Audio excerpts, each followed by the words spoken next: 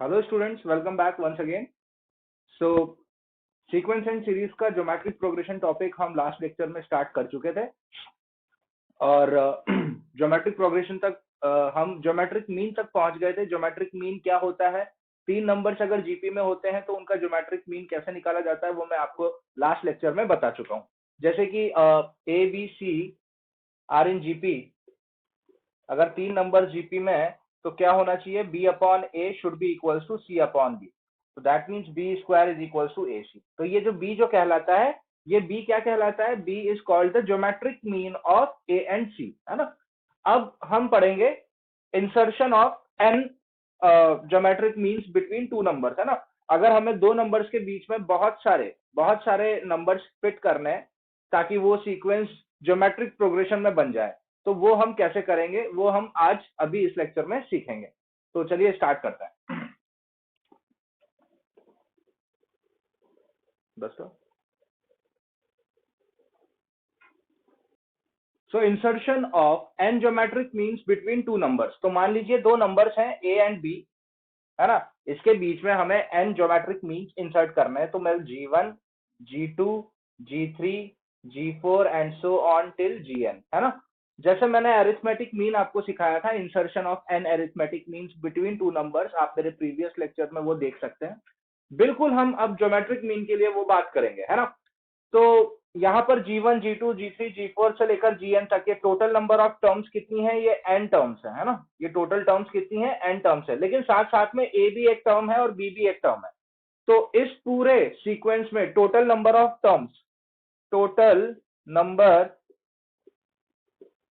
Terms कितनी हो जाएंगी, टोटल नंबर ऑफ टर्म्स हो जाएगी, ये खुद n है, यहां से लेकर यहां तक n टर्म्स, फिर एक ये और एक ये, दो एक्स्ट्रा टर्म्स है n के साथ, तो n+2, है ना। तो टोटल नंबर ऑफ टर्म्स हो जाएगी इसकी n+2। और इसकी लास्ट टर्म, यानी जैसे ये है T1, ये है T2, ये है T3, ये है T4, T5, ये है Tn+1 और ये Tn+2, है ना। सो Tn+2 लास्ट टर्म, Tn+2 क्या है इसकी, b है ना। लास्ट टर्म Tn+2 में लिख सकता हूँ b। अच्छा, जीपी की Tn टर्म निकालने के लिए फॉर्मूला होता है ARn-1। सो Tn+2, अगर मुझे Tn+2th टर्म निकालनी है तो क्या हो जाएगा, ARn+2-1, n को मैं n+2 से रिप्लेस करूंगा, सो आएगा ARn+1, है ना। तो ये हो जाएगा ARn+1 is equals to b, है ना। इस तरीके से मैं b लास्ट टर्म बता सकता हूँ, ठीक है। सो r की power n+1 is equals to b by a भी लिखा जा सकता है, ठीक है।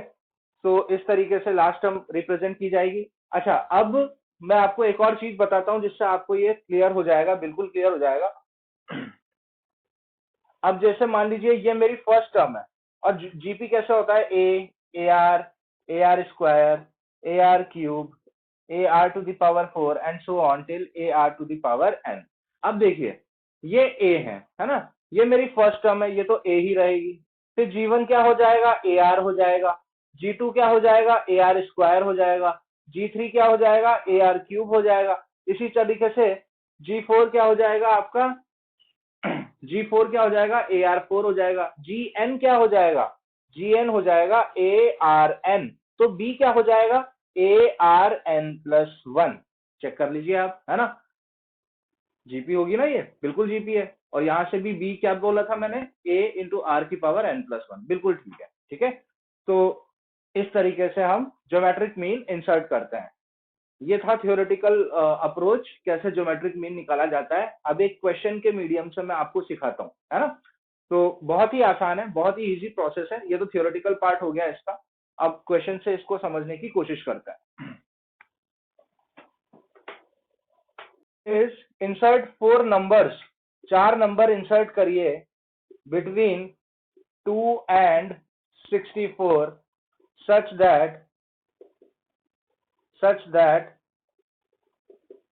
the sequence will be in GP, है ना। तो आई होप आपको क्वेश्चन समझ में आ गया होगा।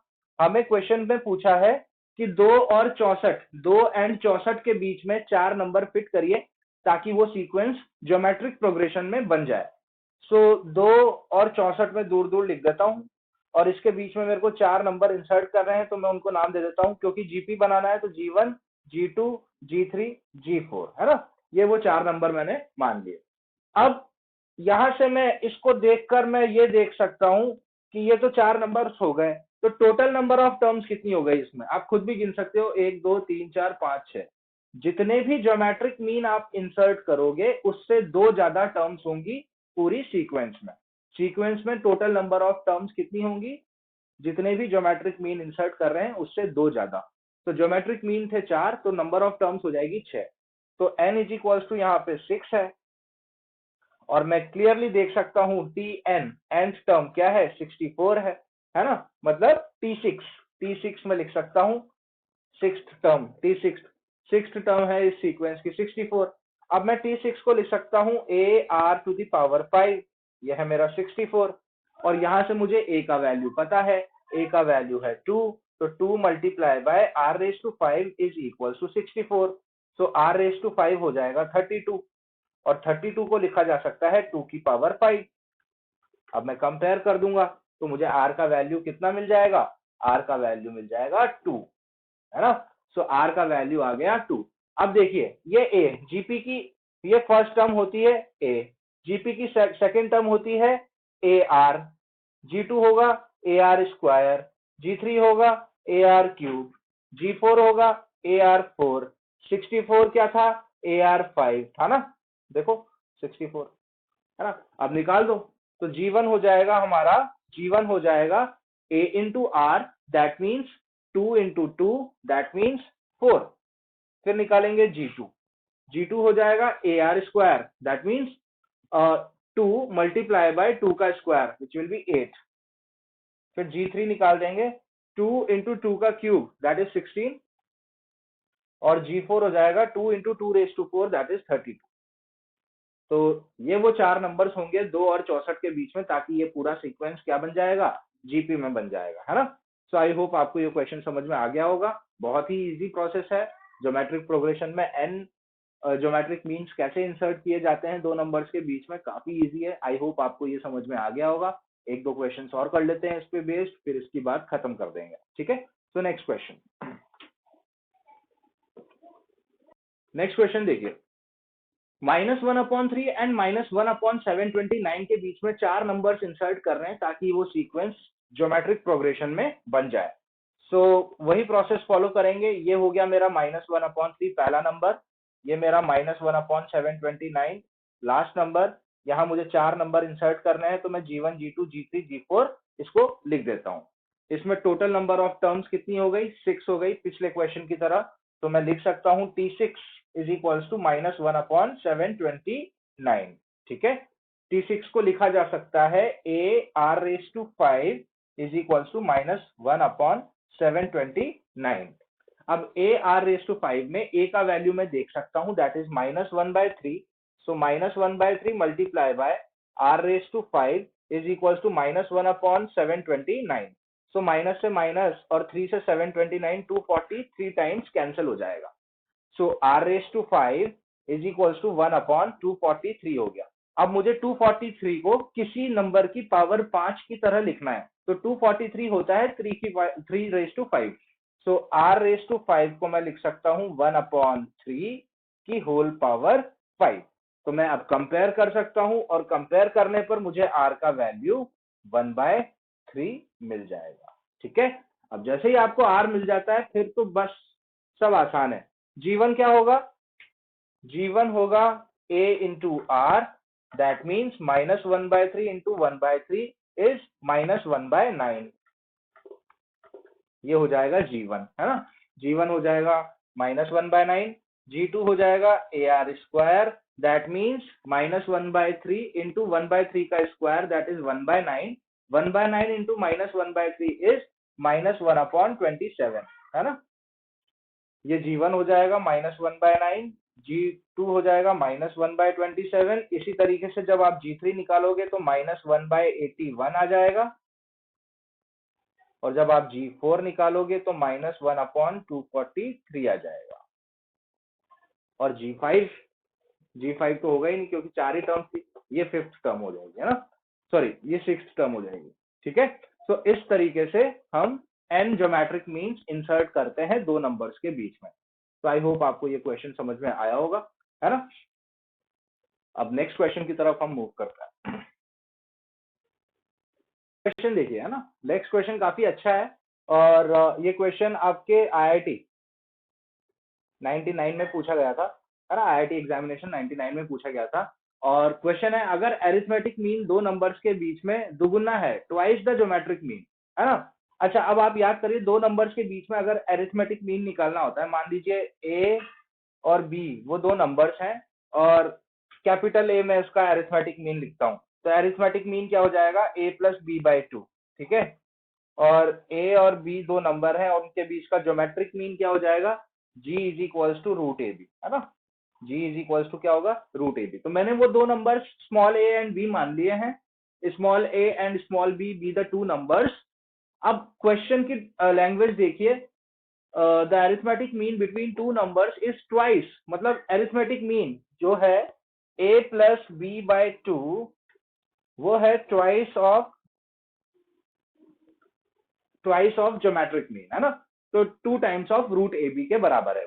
क्वेश्चन देखिए ध्यान से, आपको पूछा है अगर ऐसा है तो then the ratio between the sum and the difference of those numbers, यानी आपको पूछा है a plus b divided by a minus b क्या होगा, है ना, इसका रेशियो क्या होगा, ये है आपका सवाल।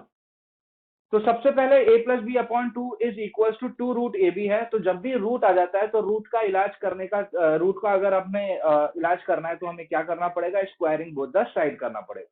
तो स्क्वायरिंग बोथ द साइड अगर मैं करूंगा तो a plus b the whole square is equal to 2 का स्क्वायर 4 हो जाएगा, यहाँ पे भी 2 का स्क्वायर 4 हो जाएगा, 4 4 जा 16 हो जाएगा और रूट ओपन हो जाएगा AB के साथ, है ना। देख लीजिए आप इसको, a plus b the whole square is equal to 16a into b, है ना। इस तरीके से हम इसको रिप्रेजेंट कर सकते हैं। अच्छा, अब देखिए, अब आपको ये चीज लेके आनी है ना, a plus B upon a minus b लेके आनी है। ऊपर आपके पास a प्लस बी का स्क्वायर है ना। तो नीचे क्या होना चाहिए, a माइनस बी का स्क्वायर होना चाहिए, तभी तो मैं यहां तक पहुंचूंगा। तो इस स्टेप में ये जो मेरी फर्स्ट स्टेप, इसको मैं फर्स्ट नाम दे देता हूं। अब मैं क्या करता हूं, a plus b the whole square, यहां पर इसको जबरदस्ती मैं a माइनस बी के होल स्क्वायर से डिवाइड कर देता हूं। तो मुझे यहाँ पर भी वो काम करना पड़ेगा, 16ab upon a minus B का होल स्क्वायर। चेक कर लीजिए आप, है ना। मैंने क्या किया है, यहाँ पर दोनों तरफ डिनोमिनेटर में a minus b whole square से इसको डिवाइड कर दिया है। क्यों किया है, इसका रीजन क्या है, भाई हमको ऐसा लेके आना है, इसीलिए हमने इसको यहाँ पर ऐसा कर दिया है। ओके, अब देखिए, है ना, एक चीज हमेशा आप याद रखना, relation between a plus B whole square and a minus b whole square. क्या रिलेशन है a plus B whole square और a minus b whole square. तो हमेशा याद रखना, a minus b whole square को मैं लिख सकता हूं a plus B whole square, ठीक है, -4ab। चेक कर लीजिए, a minus b whole square को क्या लिखा जा सकता है, a plus B whole square -4ab। देखते हैं कैसे। देखो, a plus B whole square क्या होता है, a square plus b square plus 2ab -4ab, है ना। तो जब मैं 2ab से -4ab घटाऊंगा तो मुझे क्या मिलेगा, -2ab मिलेगा। और यही तो फॉर्मूला होता है a minus b whole square, है ना। So a minus b whole square को मैं क्या लिख सकता हूं, a plus B whole square -4ab। तो देखिए, अब इस स्टेप के बाद मैं लिख रहा हूं a plus B whole square divided by a minus b whole square is equals to 16ab divided by a plus B whole square -4ab। Check कर लीजिए आप, है ना, बिल्कुल सही है। ओके, अब देखिए इसको ऐसा लिखने के बाद a प्लस बी, अच्छा, इसको a plus B whole square upon a minus b whole square को मैं कंबाइन करके ऐसे भी लिख सकता हूँ, a plus B upon a minus B का whole square is equals to 16ab divided by a plus B का होल स्क्वायर। और a प्लस बी के होल स्क्वायर की यहाँ पहले से मैं वैल्यू जानता हूँ, a plus B whole square की वैल्यू है 16ab। तो जब 16ab माइनस 4ab करूंगा, 16ab माइनस 4ab तो कितना हो जाएगा, 12ab, है ना। सो अब ये एक्सप्रेशन हो जाएगा a plus B upon a minus b the whole square is equals to 16ab divided by 12ab. तो ab से ab कैंसल आउट हो जाएगा, 16 डिवाइडेड बाय 12 इज 4/3 हो जाएगा। ठीक है, तो a plus B whole square is equals to 4/3 हो गया। तो a plus B upon a minus b क्या हो जाएगा, a plus B upon a minus b हो जाएगा, a plus B upon a minus b हो जाएगा, plus minus square root of 4/3।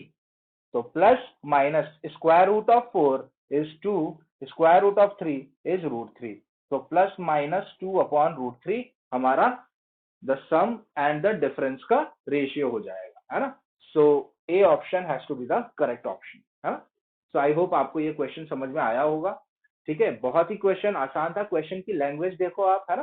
Question में बोला था कि अगर एरिथमेटिक मीन दो नंबर्स के बीच का एरिथमेटिक मीन ट्वाइस दुगुना है ज्योमेट्रिक मीन के, तो आपको बताना था a plus B upon a minus B का रेशियो, है ना। यहाँ पे हमने एक छोटी सी मैनिपुलेशन करी, सिर्फ यहाँ पर क्योंकि हमेरी डिमांड थी ना यार, नीचे हमें डिफरेंस चाहिए था, तो मैंने ये डिफरेंस फिट कर दिया नीचे, है ना। जबरदस्ती मैंने डिवाइड करा दिया a minus b whole square. ठीक है, सो आई होप आपको ये क्वेश्चन समझ में आया होगा। ये रिजल्ट आप हमेशा याद रखेंगे, a minus b whole square is equal to a plus B whole square minus 4ab। यही बात मैं a plus B whole square के लिए भी बोल सकता हूँ। a plus B whole square क्या हो जाएगा, a minus b whole square plus 4ab, है ना, प्लस 4ab हो जाएगा, क्योंकि ये इधर जाएगा तो प्लस हो जाएगा। सो आई होप आपको ये कॉन्सेप्ट समझ में आया होगा। ये जो सवाल था, इस सवाल में ज्योमेट्रिक मीन और एरिथमेटिक मीन दोनों आ गए, है ना। सो आई होप आपको ये क्वेश्चन क्लियर हुआ होगा। अब हम ज्योमेट्रिक प्रोग्रेशन के नेक्स्ट सेगमेंट की तरफ बढ़ेंगे, और वो होगा sum of n terms in a GP. जैसे हम एरिथमेटिक प्रोग्रेशन में n टर्म्स, है ना, नंबर ऑफ टर्म्स अगर n है, उनका अगर हमें सम करना होता था तो हम कैसे सम करते थे, Sn is equals to n/2 into 2a plus n-1 into d, है ना। ये था sum of n terms of AP निकालने का। अब हम sum of n terms in a GP निकालेंगे। तो चलिए स्टार्ट करते हैं। तो देखिए, अब हमारा नेक्स्ट टॉपिक होता है sum of n terms in a GP. तो अगर मान लीजिए जीपी चल रहा है ऐसा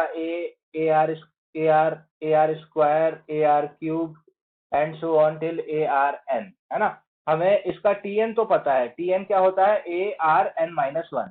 अब हमें sn निकालना है, यानी sum of n terms of a GP. तो sn निकालने के लिए आपको क्या करना है, क्या याद रखना है, sn इज इक्वल्स टू होता है a multiply by in bracket r की power n-1 divided by r-1। क्या लिखा है मैंने, Sn is equals to a multiply by r raise to n-1 divided by r-1। ये तब करना है जब common ratio r greater than 1 हो, है ना। जब कॉमन रेशियो जीपी का 1 से ज्यादा है, 1 से बड़ा है, तो हम ये एक्सप्रेशन यूज करेंगे। और जब कॉमन रेशियो 1 से छोटा आया, है ना, जब कॉमन रेशियो 1 से छोटा होगा, तो हम क्या यूज करेंगे, इसकी पलटी कर देंगे। पलटी कैसे करेंगे, r की पावर n-1 की जगह आप लिखेंगे 1 माइनस r की power n divided by 1 minus r when r is less than 1, है ना। तो ये दो फॉर्मूलेज आप यूज कर सकते हो। काफी मतलब जीपी देखकर आपको समझ में आ जाएगा कि Sn निकालने के लिए ये फॉर्मूला यूज करें कि ये फॉर्मूला। अगर कॉमन रेशियो की वैल्यू 1 से बड़ी है तो ये यूज कर लेंगे, और 1 से छोटी है तो ये यूज कर लेंगे, है ना। जैसे कि मान लीजिए ये जीपी है 3, 6, 12, 24, है ना, एंड सो ऑन। ठीक है, ये जीपी है बिल्कुल। कॉमन रेशियो इसकी फर्स्ट टर्म क्या है, 3 है, इसका कॉमन रेशियो कितना है, 2 है। और अगर मैं बोलूं इस जीपी ये चलती जा रही है एन टर्म्स तक, इस जीपी की मेरे को 4 टर्म्स तक का सम बताओ। तो 4 टर्म्स तक का सम मतलब मैंने पूछा है S4, तो मतलब मैंने इन चारों टर्म्स का सम पूछा है। तो वैसे भी जोड़ के देख सकते हैं, 24 प्लस 12 36, 36 प्लस 6 42, 42 प्लस 3 45 आएगा आंसर, है ना। इन चारों टर्म्स का जोड़ कितना आया, 45 आया। चेक कर लीजिए आप, 36 प्लस 9 45। अब देखिए फॉर्मूला फिट करते हैं। तो Sn यानी S4 4 टर्म्स का पूछ रहा हूं मैं, कॉमन रेशियो R2 है, मतलब पहला वाला फॉर्मूला लगेगा कि सेकंड वाला, फर्स्ट वाला लगेगा, है ना। तो S4 is equals to a है 3 मल्टीप्लाई बाय r की पावर n मतलब 2 की पावर 4, क्योंकि 4 नंबर्स का टर्म का सम पूछा है। -1 डिवाइडेड बाय 2 - 1, है ना। अब इसको सॉल्व कर लीजिए, तो 3 मल्टीप्लाई बाय 2 की पावर 4, 2 की पावर 4 कितना होता है 16, और 16 में से 1 माइनस करने पर कितना आता है 15, और 2 - 1 कितना होता है नीचे 1, 15 3 जा कितना होगा 45, यही मैंने बोला था आपको, है ना। इन चारों का जोड़ कितना आ रहा है 45, है ना। सो आई होप आपको ये एसएन बहुत ही मामूली सा टॉपिक है, जैसे एपी में सम ऑफ एन टर्म्स का फॉर्मूला होता है, वैसे यहाँ जीपी में भी सम ऑफ एन टर्म्स का फॉर्मूला होता है। दो होते हैं एक्चुअली, अगर आर की वैल्यू 1 से बड़ी है तो ये, और छोटी है तो इसकी पलटी कर देना आप, है ना। तो बहुत आसान है। तो इस पे बेस्ड हम एक दो क्वेश्चन कर लेते हैं।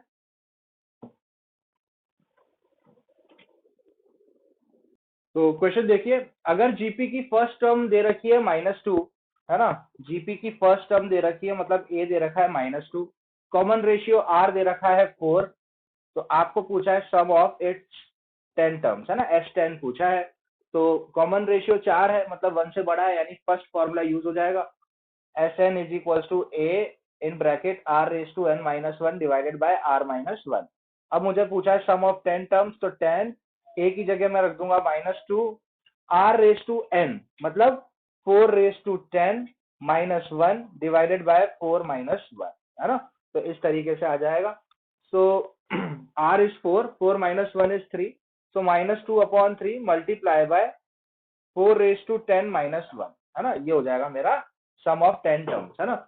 अब देखिए 4 रेज टू 10 एक बहुत बड़ा नंबर आने वाला है, 4 रेज टू 10 एक बहुत बड़ा नंबर होगा उससे, क्योंकि ये इसकी कैलकुलेशन बहुत ज्यादा बड़ी होगी, है ना। जैसे अगर मान लो 2 रेज टू 5 होता है या 2 रेज टू 6 होता, तो ये तो अपने रीच में है ना, ये हम कर सकते हैं, जल्दी कर सकते हैं। लेकिन 4 raise to 10 is a huge number, तो इसको हम यहीं छोड़ देंगे। तो sum of 10 terms of a GP क्या हो जाएगा, -2/3 इंटू 4 रेज टू 10 - 1, ठीक है। नेक्स्ट क्वेश्चन करते हैं।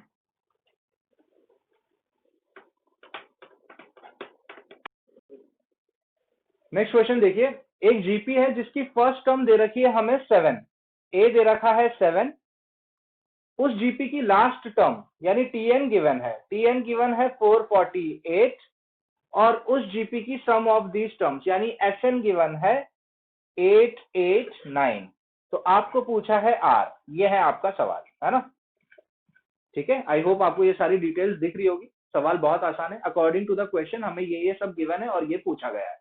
अच्छा, अब जो जो मुझे पता है, टीएन गिवन है 448, टीएन गिवन है 448, टीएन होता है a r n -1 is equal to 448, a का वैल्यू गिवन है 7, 7 इंटू आर की power n -1 is equal to 448, r की पावर n-1, 7 की टेबल में 448 कितनी बार जाएगा 7, 7 6 जा 42, फिर रिमाइंडर 2 बचेगा, 2 8 14, है ना, 2 8 यानी 28 7 4 जा, है ना।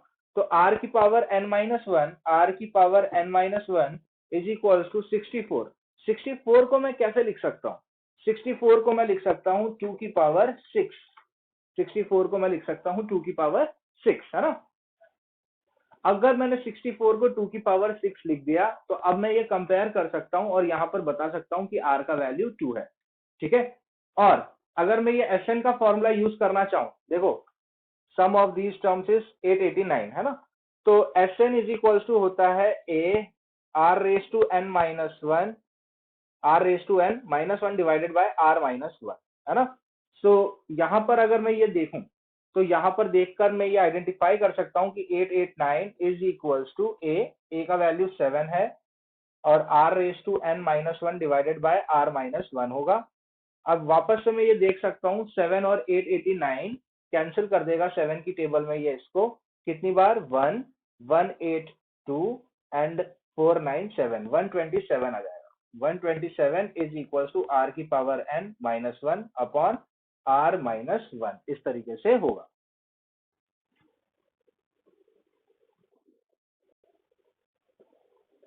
सो एक रिजल्ट यहाँ है, एक रिजल्ट यहाँ है। अब मैंने आपको ये बोला r की पावर n -1, यहाँ 64 आया, 64 को मैंने 2 की पावर 6 लिखा। अब कंपेयर करिए, r की जगह कौन बैठा है, r की जगह बैठा है 2, तो r का वैल्यू 2 हो जाएगा, और n -1 की जगह बैठा है 6, तो n -1 इज इक्वल टू 6, तो n इज इक्वल टू 7 हो जाएगा, ठीक है। नंबर ऑफ टर्म 7 हो जाएगी, कॉमन रेशियो 2 हो जाएगा। अब चेक करते हैं हमारा आंसर सही है कि नहीं, है ना। सो यहाँ देखिए 127, ये 127 है। r की पावर n मतलब 2 की पावर 7, 2 की power 7 minus 1 divided bye 2 minus 1, 2 की पावर 7 कितना होता है 128, 128 माइनस 1 अपॉन 2 माइनस 1 कितना होगा 127। बिल्कुल सही, मतलब कॉमन रेशियो कितना आया इसका, कॉमन रेशियो आया 2, नंबर ऑफ टर्म्स होंगी इसमें 7। ठीक है, तो आई होप आपको ये भी क्वेश्चन समझ में आया होगा, काफी इजी था। ठीक है, टीएन की इंफॉर्मेशन से मैंने आर भी पता कर लिया और एन भी पता कर लिया, और in order to check whether our answer is correct or not, you just need to put those values of r and n in this expression, Sn is equals to a into r raised to n minus 1 upon r minus 1, है ना। तो आप ये check कर सकते हैं इसमें ये डालकर कि हमारा आंसर सही है कि नहीं। ठीक है, सो ये था हमारा question number 2 based on sum of n terms in a GP. अब एक नेक्स्ट क्वेश्चन इस पर हम डिस्कस करेंगे।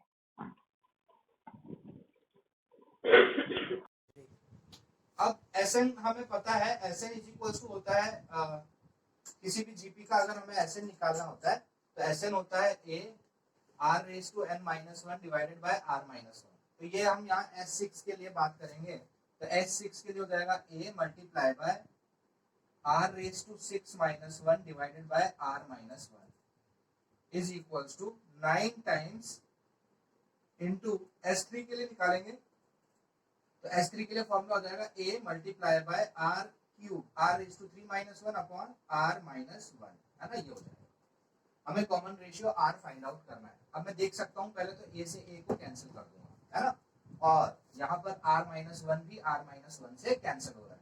तो मेरे पास जो एक्सप्रेशन बचा है वो बचा है r raise to 6 minus 1 is equals to 9 times of r cube minus 1, है ना। अब आपको ये चीज पता होनी चाहिए, a की पावर n माइनस 1 अगर लिखा होता है तो मैं इसको ब्रेक कर सकता हूँ a की power n by 2 plus 1 into a की पावर n बाय 2 माइनस 1, ये फैक्टराइजेशन का रूल है ना।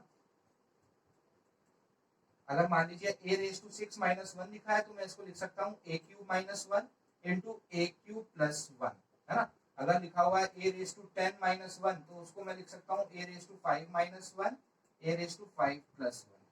अगर लिखा हुआ है a रेज टू 9 माइनस 1 तो उसको मैं लिख सकता हूँ a raise to 9 by 2 minus 1 a raise to 9 by 2 plus 1, है ना। ये फैक्टराइजेशन का एक रूल होता है। सो r की पावर 6 माइनस 1 को मैं लिख सकता हूँ r cube minus 1 into r cube plus 1 is equals to 9 times of r cube minus 1, है ना।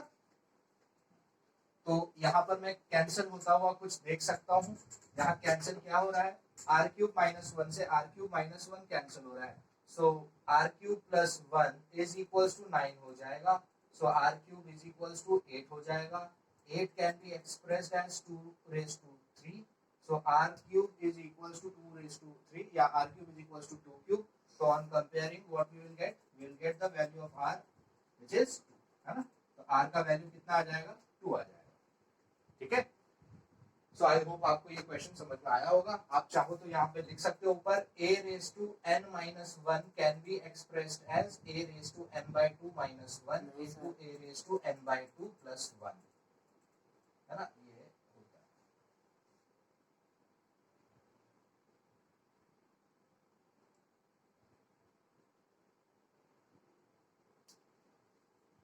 ओके, सो अब हम आज के लास्ट क्वेश्चन की तरफ बढ़ते हैं।